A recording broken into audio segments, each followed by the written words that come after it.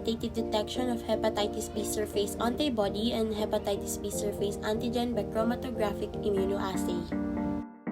First step is to bring the specimen and test components to room temperature if refrigerated or frozen. When ready to test, open the pouch and remove the device. Place the test device on a clean and flat surface. Second, be sure to label the device with specimen's ID number.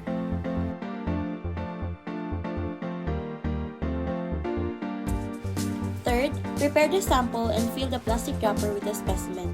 Holding the dropper vertically, dispense 2 to 3 drops of specimen into the sample well and make sure that there is no air bubble.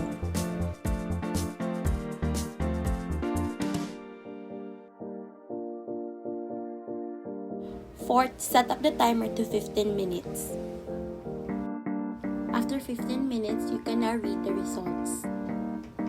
For negative results, only the C band is developed. For positive, both C and T bands are developed. Qualitative detection of human chorionic gonadotropin in urine by chromatographic immunoassay. First step, bring all the materials and remove the test cassette from its container.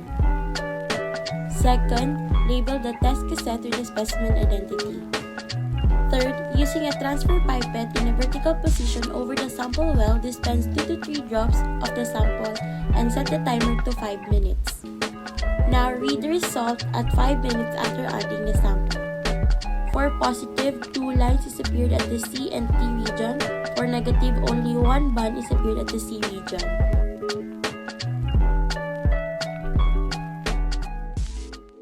Thyroid stimulating hormone test using mini Faijah analyzer. First step is to prepare all the materials for the test.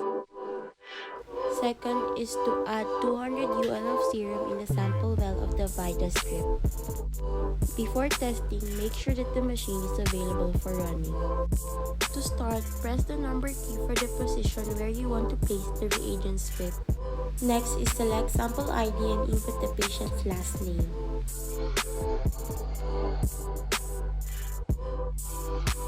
After identification, load the strip and the SPR in parallel.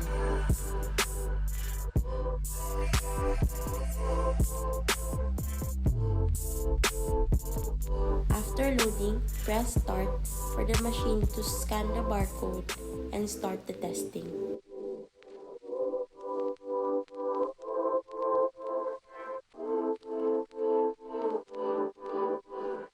Time when the machine is done testing will be shown in the screen.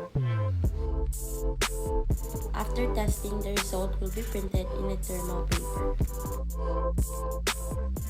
Lastly, unload the SPR and the strip for the next batch of testing.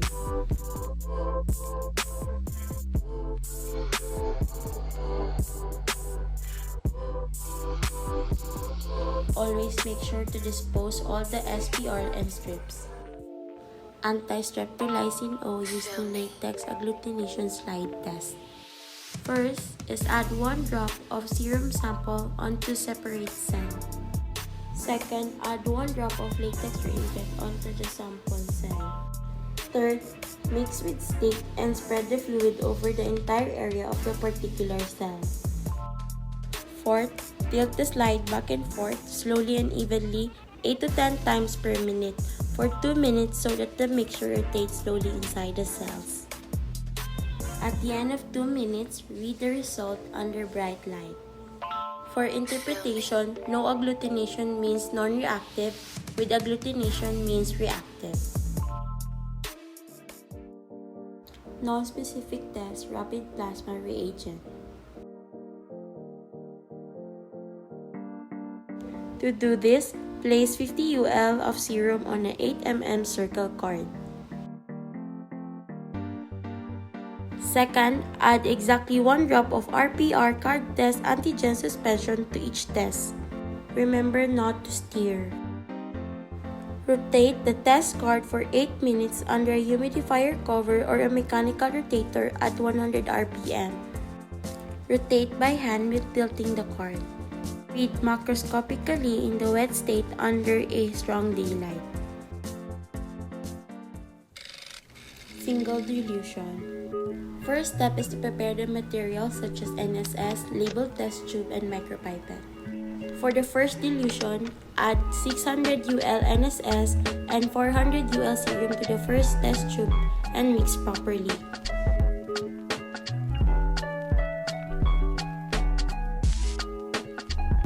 For the second dilution, add 600 UL NSS and 200 UL serum to test tube 2 and mix properly.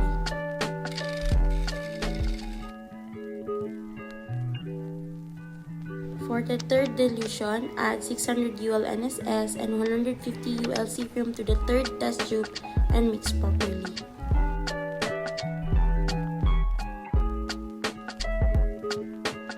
For the fourth dilution, add 600 UL NSS and 100 UL serum to the fourth test tube and mix properly. For the last single dilution, add 600 UL NSS and 80 UL serum to the fifth test tube and mix properly.